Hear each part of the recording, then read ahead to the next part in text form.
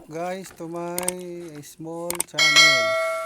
Ito, kung hindi pa kayo nakasubscribe ay pakisubscribe nyo na ang aking YouTube channel.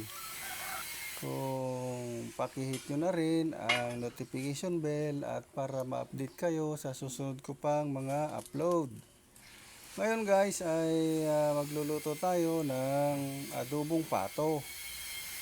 Hinuli ko na kanina at ngayon ay binudburan ko na ng mga sangkap, bawang, sibuyas, luya, asin, paminta.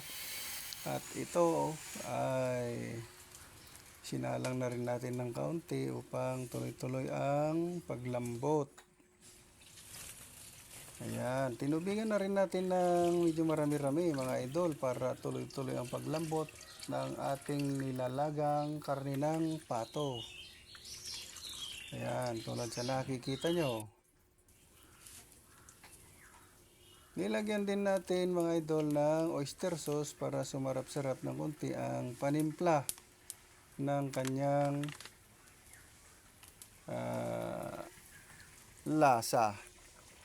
Sunod naman nating ilagay ay nilagyan natin ng lemon. Pipigan natin ng lemon para mabango ang kanyang aroma. Lasang lemon siya mga idol. At ayan na nga mga idol, ay luto na ang ating adobong pato at tayo ay sumandok na rin sa daon ng saging at kumain na rin tayo. Ayan, lambot na nga mga idol. Kain